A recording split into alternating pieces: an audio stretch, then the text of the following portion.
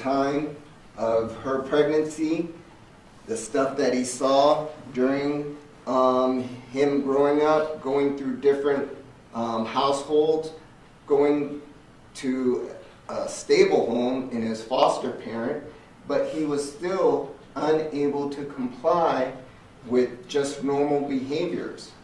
And that all of that should be taken into account.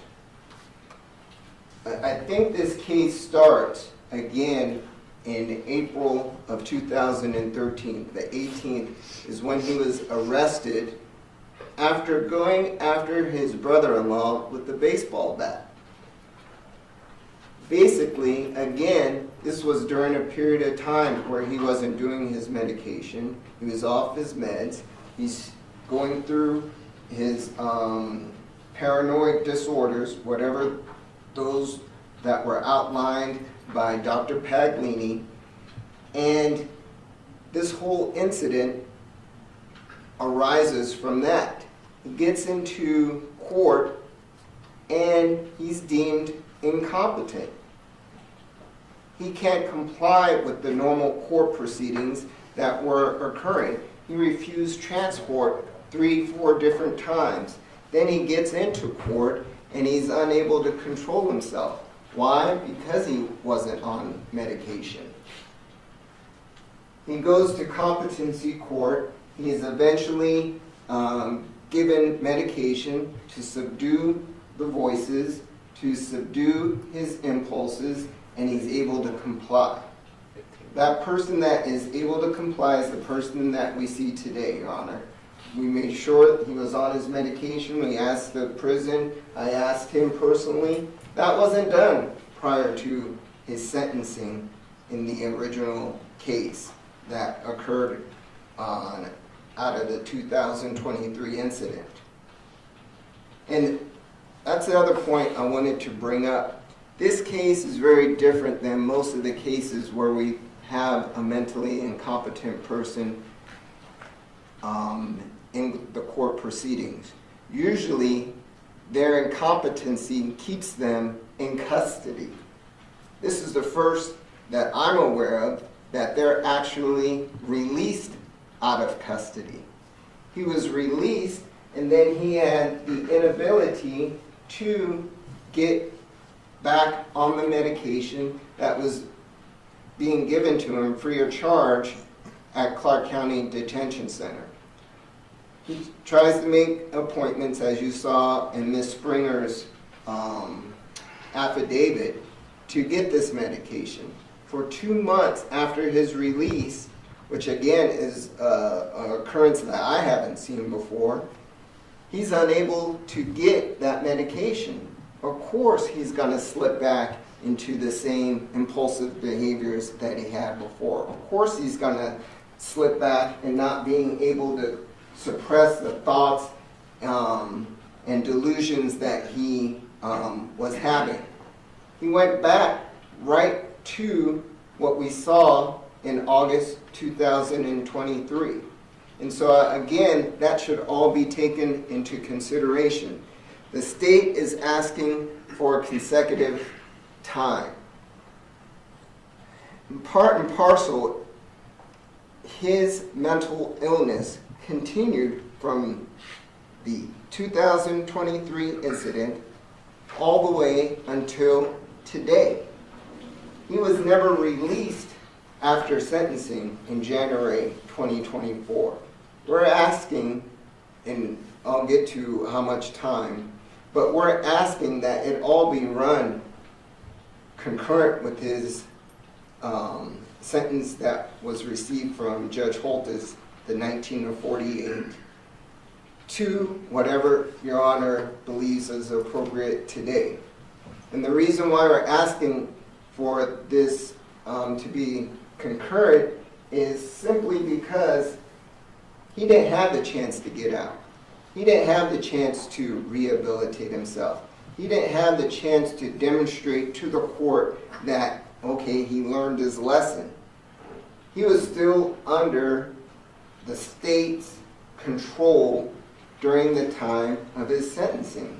The same state that we forgot to inquire prior to his sentencing whether he was under his medication.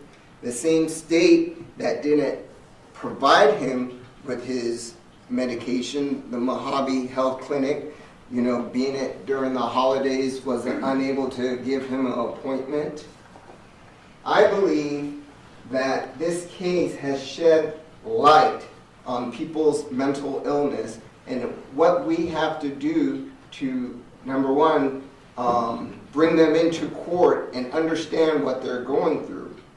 And I don't think the answer is just throw away the key, give them a whole bunch of years. That benefits no one. We understand that a message has to be given. Since he's been on his medication, as you see him today, Your Honor, he's being courteous, he's being compliant, and he's deeply remorseful about the events and what happened that day. What I haven't shared with anyone other than my staff, and me and Mr. Redden talked about it. The first time that he saw the entire video was right here in court during the presentation of evidence. I was sitting right next to him. His reaction was very visceral. It was almost like he wanted to throw up. He called himself a monster. He did, Your Honor. That's me. I'm a monster. I can't believe that I did that. I did not mean to hurt that woman like that. I can't believe that I did that. That's what he said sitting in the same exact chair during trial. I believe he just, like he said, he doesn't have any specific recollection of coming over the bench, but when he saw it, he was deeply remorseful. He was just shocked about how he could act that way. And I think, Your Honor, all that should be taken into consideration. He understands a difficult position that you're in. We talked about this at length. I told him, there's just no way you're going to be granted probation in this matter. That was spelled out to him. Also, what was spelled out, there has to be a message that, you can't come flying over the bench because you didn't get the sentence that you wanted, or you're upset with the sentence. There has to be protection to your honor, has to be protection to the prosecutors, has to be protection to everyone in the courtroom. And so that message has to be sent so we don't have the next Joe Schmo that gets upset and takes it out on court staff or anybody surrounding them. He understands that. And with that understanding, he knows that he has to do some time. What we're asking for, Your Honor, is a 4 to 11 year sentence. How we got to that was a 2 to 5 on counts 1, 2, 3, 4, and 5, all to run concurrent. Consecutive to that, and by statute, counts 6 and 7, we're asking for a 2 to 6. So the total of that and the count 6 and 7 are run concurrent with each other. So, and we're asking also that be concurrent with his current 19 to 48 sentence. So we're asking for a 4 to 11 year sentence. I think that's sufficient considering, number one, his mental illness that he was under, his inability throughout life to control his actions based upon that mental illness, the state and our failure to be able to recognize mental illness and what we should do in terms in terms of addressing it, getting him the type of help, and not just throwing him into prison, but figuring out ways, which we're not equipped with, but a psychologist would be more adept to figure out how to help these individuals and give them a life plan or whatever it takes, so when they do get out into society, they're able to comply and have appropriate behavior. As you saw from Ms. Springer's affidavit, this was an individual coming off of his meds that still wanted to comply. He had a living arrangement. He was trying to get to his appointments. He even obtained a job at the Teamsters union and received a dispatcher job, while he was waiting for sentencing that day. This is a person that can and would be able to do it given the appropriate help from a psychologist and mental health counseling. So we're asking again, Your Honor, considering all the information that was provided to you, considering the gravity of his mental illness and his life, that you sentencing to what we recommended. And with that, I submit. Thank you. On behalf of Judge Holtis, Judge, the impact on me and my family has been substantial, both mentally and physically. The impact on my professional family has also been significant, both mentally and physically, especially in the case of my Marshal Shane, who suffered horrific injuries trying to protect me. To him, I am incredibly thankful and so very sorry. But for 6 men, grown men, half of whom were unarmed, I would not be here. To them, I owe my life and will forever be grateful. For years, the system has tried unsuccessfully to help the defendant conform his behavior and limit the danger he presents. Instead, his behavior has escalated to this: trying to kill me as I sat, just doing my job, in a courtroom surrounded by guards and court personnel. He made a conscious decision to kill me and made every effort to succeed. If he had his way, he'd be facing a sentence of life without the possibility of parole for murder. It is likely no surprise that for me, as well as his future victims who may not be as lucky, I wish for the maximum sentence allowed. Thank you. Were there any other speakers? No, we'll submit it, Judge.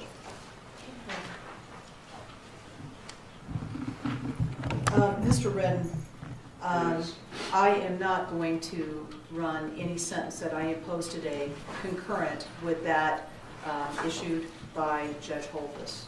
In my view, you committed separate crimes, and that results in separate sentences.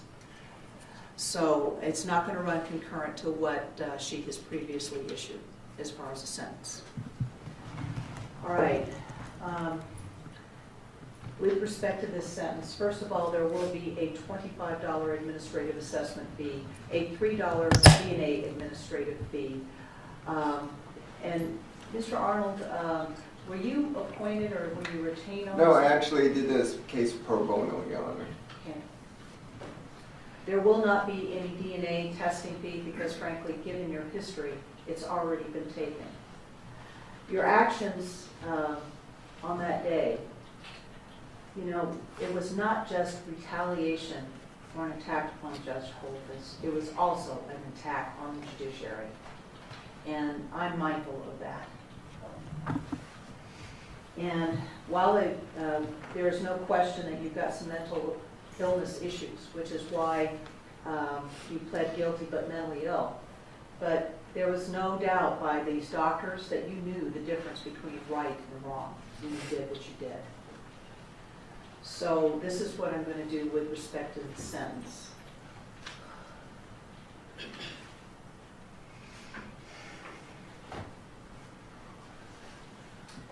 Okay, with respect to count 1, sir, I'm going to do this. The minimum term that you would serve would be 8 years, and the maximum term will be 20 years. Plus, there will be a consecutive potential maximum term of 8 years to 20 years. So with respect to count 1, the minimum term that you will be serving combined would be 16 years, and the maximum will be 40 years. With respect to count 2, the minimum term that you will serve will be 4 years, and the maximum term will be 10 years. With respect to the consecutive enhancement, the age enhancement, the minimum that you will serve will be 4 years, and the maximum will be 10 years. So with respect to count 2, the minimum term combined will be 8 years, and the maximum will be 20 years. The term that I impose with respect to count 2 will run concurrent to count 1. With respect to count 3,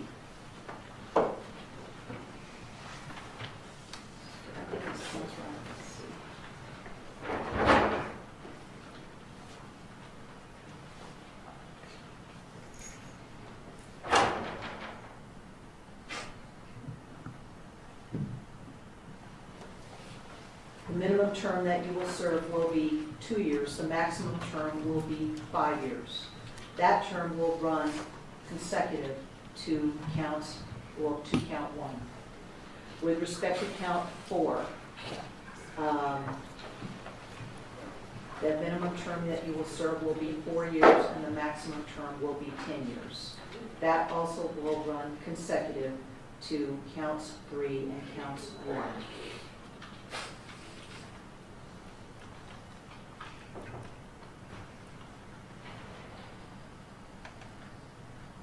With respect to counts, well, wait a minute, yeah, okay. With respects to counts 6 and 7, sir, the minimum term in both of those counts will be 4 years.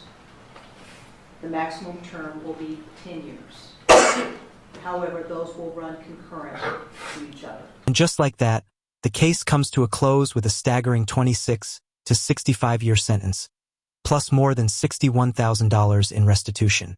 Throughout this hearing, the defense argued that untreated mental illness and gaps in treatment played a major role, while the court acknowledged those issues, but ultimately ruled that accountability and the protection of the public had to come first. It's a powerful reminder that mental illness can explain behavior in some cases, but it doesn't automatically eliminate criminal responsibility when the court finds the defendant understood right from wrong. Now it's your turn. Do you think the judge struck the right balance between justice, public safety, and compassion, or should mental health have carried more weight in the final sentence? Right? So I'm not following what your attorney has suggested. I'm following what the state has suggested. Did I catch them all? I believe you skipped 5. With 5? Correct. Sorry about that.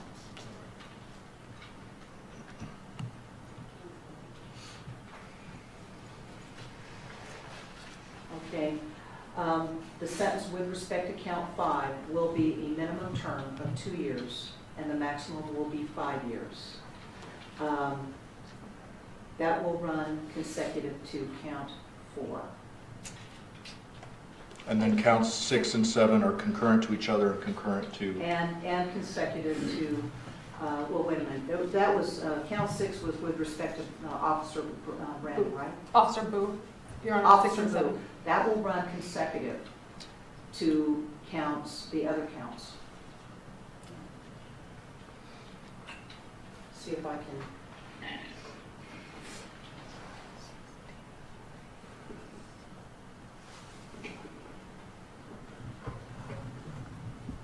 Brittany, Yes, ma'am. did you get all those? So with respect to count 6, it's to run consecutive to counts 1, 2, 3, 4, and 5. Right. And then as far as count 7, it's to run concurrent to count 6. Correct. Thank you. Could you give me the advocate, please? When you get a chance, and you need a second? Yes.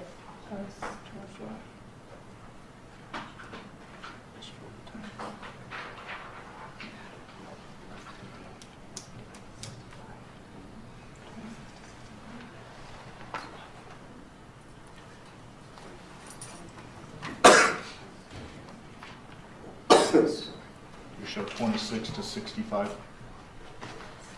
I'm going to verify.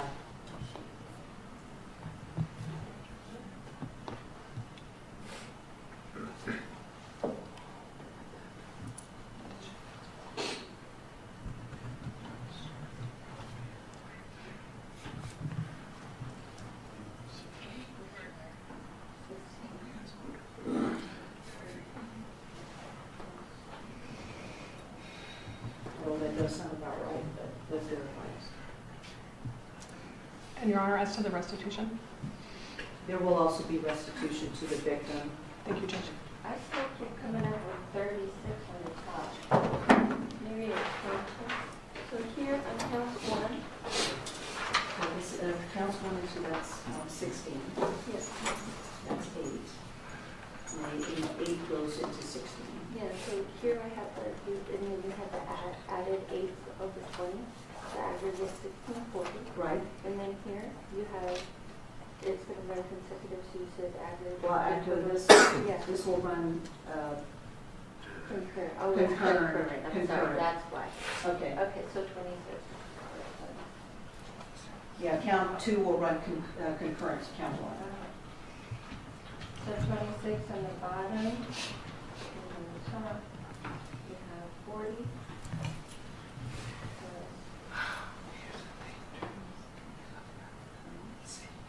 What's your concurrent?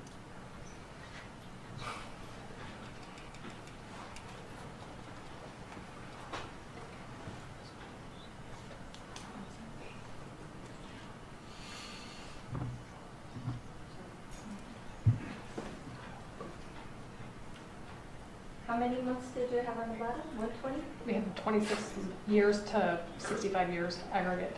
65. That looks about right. Okay. And there will also be restitution to the victim, payable to the victim in the amount of $61,318